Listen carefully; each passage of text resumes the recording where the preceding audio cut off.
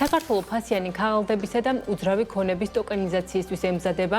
ეს ტექნოლოგია ახალ შესაძლებლობებს ხსნის ქართულ ბაზრისთვის, რათა მოიზიდონ ისეთი საერთაშორისო ინვესტორები, რომლებთაც სწომა ტრადიციული საბანკო თუ საბროკერო არხებით აქამდე შეზღუდული იყო. რა გავლენა აქვს ტოკენიზაციას თანამედროვე ეკონომიკაზე და როგორია სამართლებრივი ჩარჩო? ამ საკითხებზე პანელურ დისკუსიაზე იმსჯელეს, რომელიც იურიდიული კომპანია ნოდიო ურუმაშვილი და პარტნიორების და Global Tech Weekend-ის პარტნიორობით გაიმართა. რა არის ტოკენიზაცია და რა იგეგმება ამ მიმართულებით საქართველოში ბაზარზე? ელენე გოგბერაშვილი ესაუბრა დისკუსიის მონაწილეებს და შეფასებით პირდაპირ ეთერში გვერდება. ელენე, მოგესალმებით და გისმენ. მოგესალმები. ტოკენიზაცია ეს არის ტექნოლოგია, რომლის მთავარი უპირატესობა წილობრივი საკუთრება, რაც ნებისმიერი ტიპის ინვესტორს აძლევს საშუალებას მცირე კაპიტალითაც კი გახდეს მაგალითად ისეთი ძვირადღირებული ქონების თანამფლობელი, რომელიც აქამდე მხოლოდ მსხვილი ინსტიტუციური ინვესტორებისთვის იყო ხელმისაწვდომი. როგორც დღევანდელ შეხვედრაზე თეთრი კვადრატისა და BK Holding-ის მმართველმა პარტნიორმა ირაკლი ბურდილაძემ განგვიცხადა, ტოკენიზაციის ინსტრუმენტი განსაკუთრებით საინტერესოა უძრავი ქონების სექტორისთვის, რადგან ამ ტექნოლოგიის გზით ეგრეთ წოდებულ რითეილ ინვესტორებს, რომლებსაც მხოლოდ რამდენიმე ათასი დოლარის დანაზოგი აქვთ, ეძლევათ შანსი ჩაერთონ ბაზარზე და მიიღონ ფინანსური სარგებელი. ბურდილაძე თვლის, რომ ტექნოლოგიის სრულფასოვანი მუშაობისთვის აუცილებელია შესაბამისი რეგულაციების არსებობა, ტოკენები უნდა გათანაბრდეს ისეთ ფინანსურ ინსტრუმენტებთან, როგორიც აქციები ან ობლიგაციებია და მათცეც ანალოგიური საგადასახადო პრინციპები გავრცელდეს, რაც მეტ უცხოურ ინვესტიციას მოიზიდავს.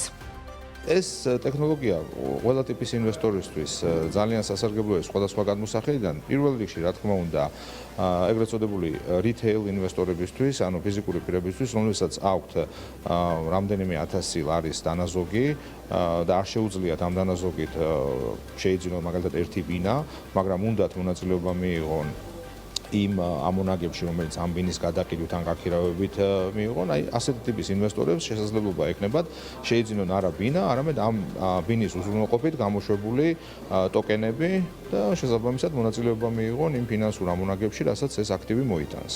თუმცა უფრო მსხვილი ინვესტორებისთვისაც საინტერესო იქნება ტოკენიზაციის გზით ფულის დაბანდება სხვადასხვა სექტორებში, მათ შორის უძრავ ქონებაში. გარდა უძრავი ქონებისა, საქართველოს შესაძლოა გახდეს ერთ-ერთი პირველი ქვეყანა ფასიანი ქაღალდების ტოკენიზაციის მიმართულებითაც კომპანია Foresight ეროვნულ ბანკთან ერთად უკვე მუშაობს პირველ პრეცედენტზე, რომელიც ობლიგაციების ციფრულ ფორმატში გადაყვანას და მათ საერთაშორისო დისტრიბუციას გულისხმობს.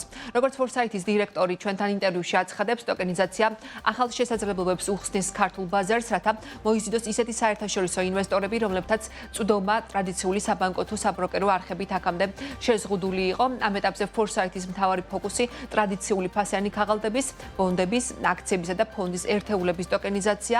მორჩილაძის თქმით, ამ პროცესისთვის ახალი საკანონმდებლო ბაზის შექმნა აუცილებელი არ არის. ჩვენ როგორც საბროკერო ამ შემთხვევაში ორიენტირებულები ვართ ფასიანი ქაღალდების ტოკენიზაციაზე, რაც არის ტრადიციული, ეს იქნება ბონდი, ეს იქნება აქცია, ეს იქნება ფონდის ერთეული, რომ მივცეთ ამას ტოკენის ფორმა და შევეცადოთ, რომ გავიდეთ უფრო სხვა ინვესტორებზე, რომლებსაც ცდომა ესე ტრადიციული არხებით არ გვაქვს. ჩვენთვის დღესდღეობით ყველაზე დიდი პოტენციალი აგდევს ზუსტად აი ამ ახალი არეალების გახსნაში, ინვესტორების მოზიდვის კუთხით და ჩვენ დღეს უკვე მუშაობთ პრეცედენტზე ეროვნულ ბანკთან, რომ მოხდეს ბონდის ტოკენიზაცია, ობლიგაციის ტოკენიზაცია და შემდეგ ამისი განთავსება, ეგრეთ წოდებული დისტრიბუცია საერთაშორისო ინვესტორებზე. აქ ძალიან დიდ შესაძლებლობას ვხედავთ.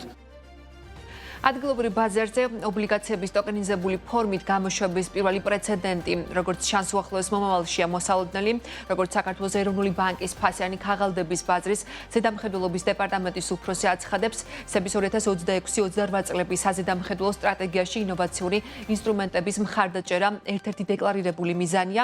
ეს მოიცავს როგორც ობლიგაციების, ისე საინვესტიციო ფონდების ტოკენიზაციას. დავით აბესაძე არ ფიქრობს, რომ ტოკენიზებული ინსტრუმენტები რაიმე ისეთ ახალ გამოწვევას შექმნის, რომელსაც ეროვნული ბანკის არსებული საზედამხედველო ჩარჩო ვერ გაუმკლავდება. ეროვნულ ბანკს აქვს საზედამხედველო და ინოვაციური სენდბოქსის რეჟიმი. სენდბოქსის ფარგლებში არის შესაძლებლობა სხვადასხვა ინოვაციური პროდუქტები დაიტესტოს.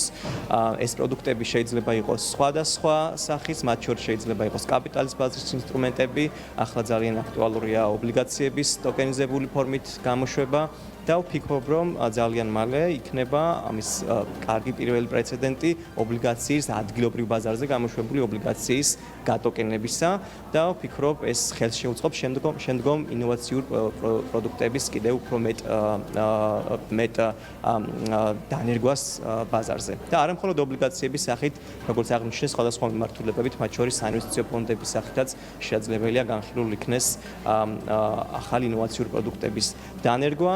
ამის გამოცდილება ვფიქრობ, უფრო და უფრო მეტი შეიქმნება და ჩვენც ზედამხედველი მზად ვართ, რომ ამ პროცესს მხარი დავუჭიროთ.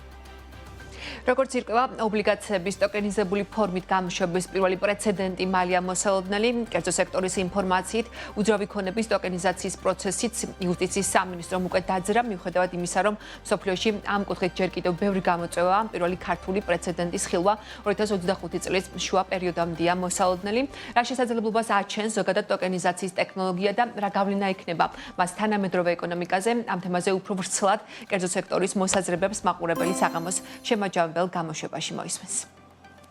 მადლობა ელენე გოგბერაშვილი იყო.